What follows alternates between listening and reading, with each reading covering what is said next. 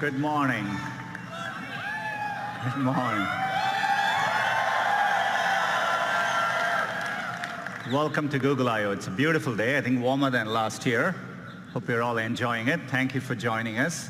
I think we have over 7,000 people here today, as well as many people. We are live streaming this to many locations around the world. So thank you all for joining us today. We have a lot to cover. But before we get started, I had one important business which I wanted to get over with. Towards the end of last year, it came to my attention that we had a major bug in one of our core products. It turns out we got the cheese wrong in our burger emoji. Anyway, we went hard to work. I never knew so many people cared about where the cheese is. We fixed it. The irony of the whole thing is I'm a vegetarian in the first place.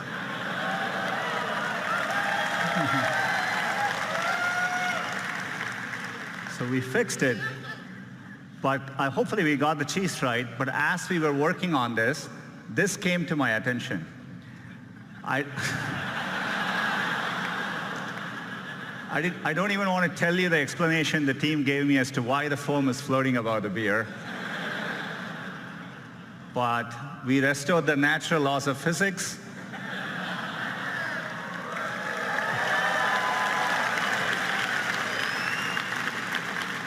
So all is well. We can get back to business. We can talk about all the progress since last year's I/O. I'm sure all of you would agree it's been an extraordinary year on many fronts. I'm sure you've all felt it. We're at an important inflection point in computing, and it's exciting to be driving technology forward. And it's made us even more reflective about our responsibilities. Expectations for technology vary greatly depending on where you are in the world or what opportunities are available to you. For someone like me who grew up without a phone, I can distinctly remember how gaining access to technology can make a difference in your lives. And we see this in the work we do around the world.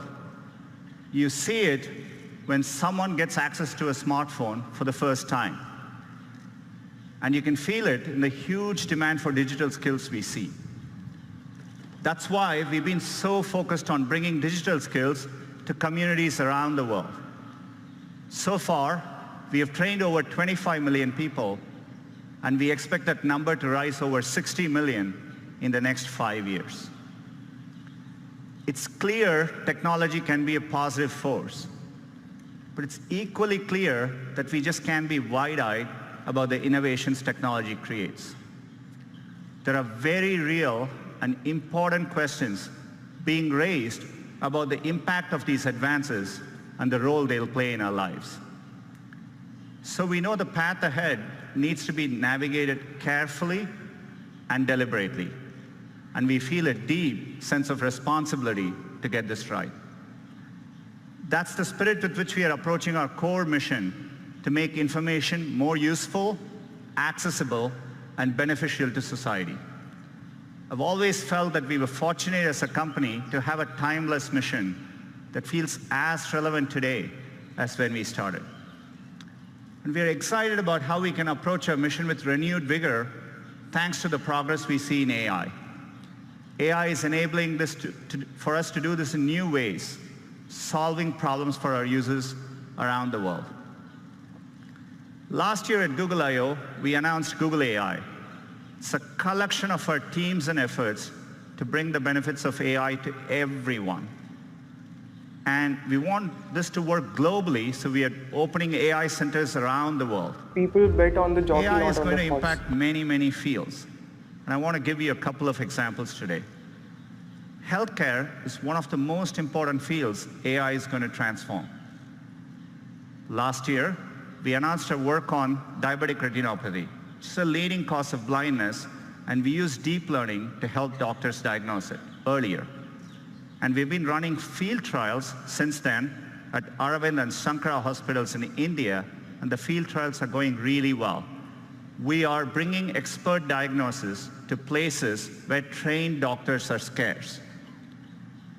It turned out, using the same retinal scans, there were things which humans quite didn't know to look for. but our AI systems offered more insights.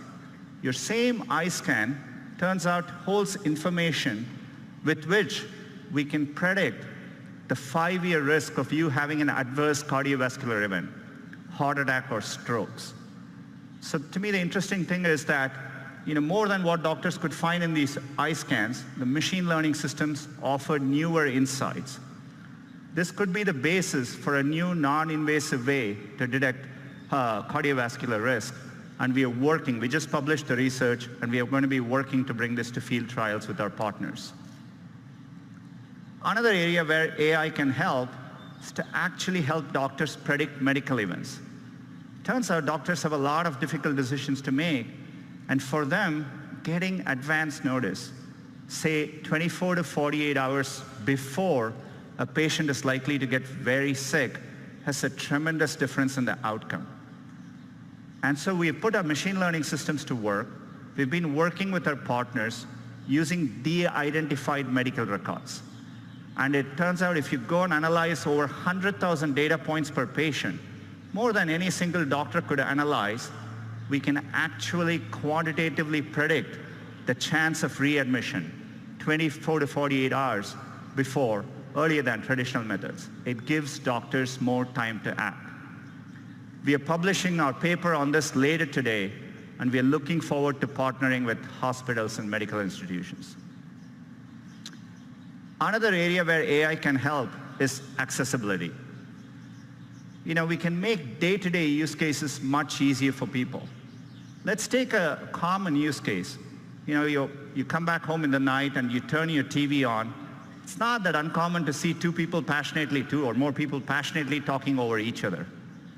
Imagine if you are hearing impaired and you're relying on closed captioning to understand what's going on. This is how it looks to you. On a Danny Ainge level, but he's above the Colangelo level. In other words, he understands enough to... As you can see, it's gibberish. You can't make sense of what's going on.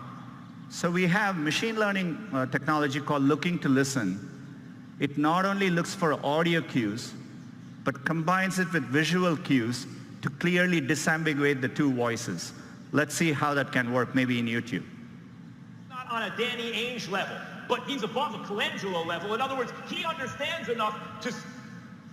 You said it was all right to lose on purpose. You said it's all right to lose on purpose and advertise that to the fans. It's perfectly okay. You said it's okay. We have nothing else to talk about. We have a lot to talk about.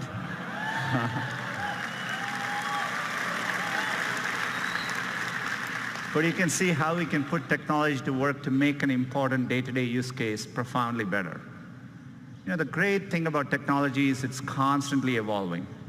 In fact, we can even apply machine learning to a 200-year-old technology, Morse code, and make an impact in someone's quality of life.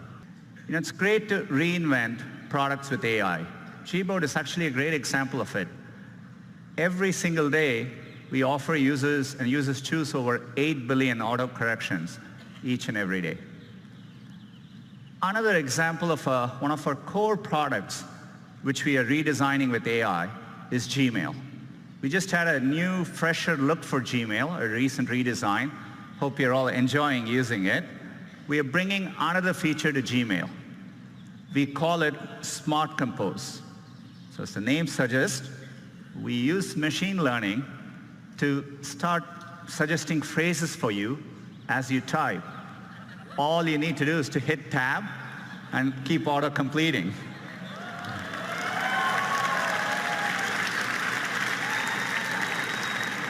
In this case, it understands the subject is Taco Tuesday. It suggests chips, salsa, guacamole.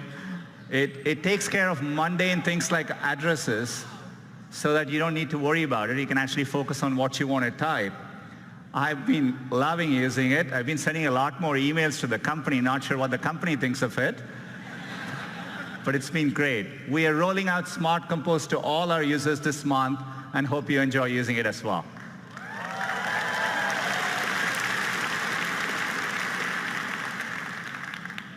Another product, which we built from the ground up using AI, is Google Photos.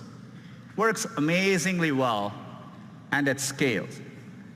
if you click on one of these photos, what we call the photo viewer experience, where you're looking at one photo at a time, so that you understand the scale, every single day, there are over 5 billion photos viewed by our users each and every day. So we want to use AI to help in those moments. So we are bringing a new feature called suggested actions, essentially suggesting smart actions right in context for you to act on. Say, for example, you went to a wedding and you're looking through those pictures. We understand your friend Lisa is in the picture, and we offer to share the 3 photos with Lisa, and with one click, those photos can be sent to her. So the anxiety where everyone is trying to get the picture on their phone, I think we can make that better. Say, for example, if the photo in the same wedding, if the photos are underexposed, our AI systems offer a suggestion to fix the brightness right there, one tap, and we can fix the brightness for you. Or if you took a picture of a document which you want to save for later, we can recognize, convert the document to PDF, and make it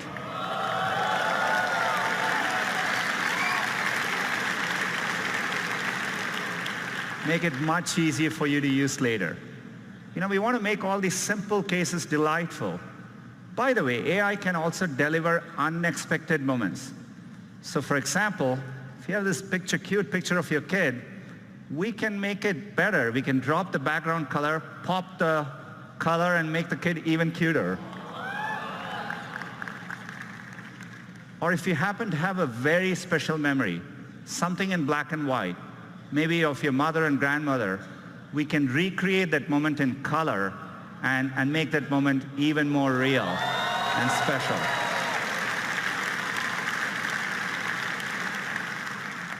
All these features are going to be rolling out to Google Photos users in the next couple of months. The reason we are able to do this is because for a while, we've been investing in the scale of our computational architecture.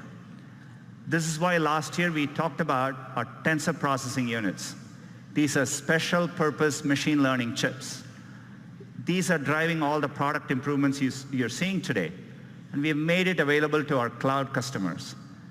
Since the last year, we've been hard at work, and today I'm excited to announce our next generation TPU 3.0. These chips are so powerful that for the first time, we've had to introduce liquid cooling in our data centers. And we put these chips in the form of giant pods. Each of these pods is now 8x more powerful than last year. It's well over 100 petaflops. And this is what allows us to develop better models, larger models, more accurate models, and helps us tackle even bigger problems. And one of the biggest problems we are tackling with AI is the Google Assistant. Our vision for the perfect assistant is that it's naturally conversational, it's there when you need it, so that you can get things done in the real world. And we are working to make it even better. We want the assistant to be something that's natural and comfortable to talk to. And to do that, we need to start with the foundation of the Google Assistant, the voice. Today, that's how most users interact with the assistant. Our current voice is codenamed Holly. She was a real person. She spent months in our studio, and then we stitched those recordings together to create voice.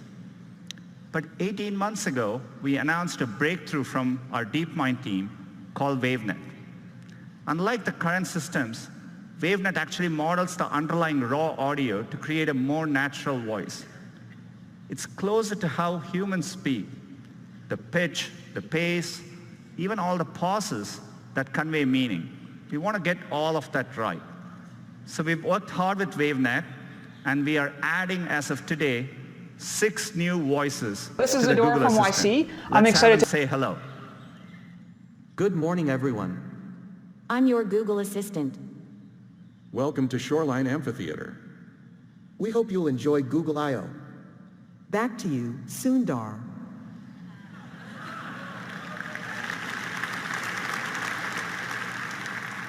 Our goal is one day to get the right accents, languages, and dialects right globally.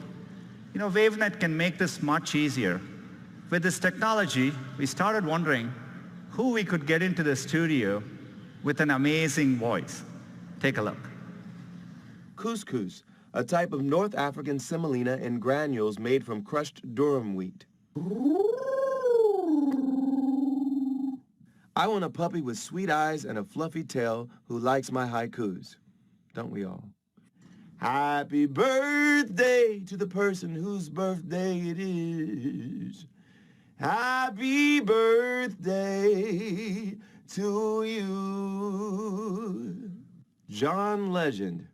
He would probably tell you he don't want to brag, but he'll be the best assistant you ever had. Can you tell me where you live? You can find me on all kinds of devices, phones, Google Homes, and if I'm lucky, in your heart.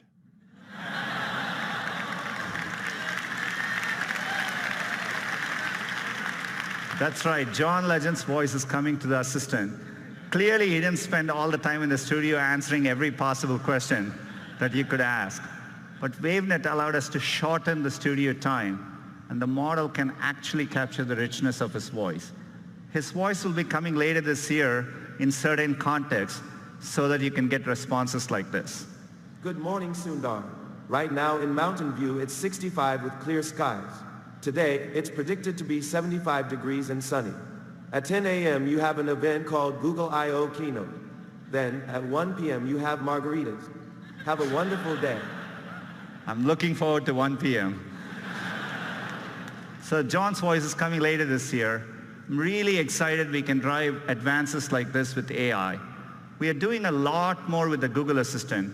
And to talk to you a little bit more about it, let me invite Scott onto the stage.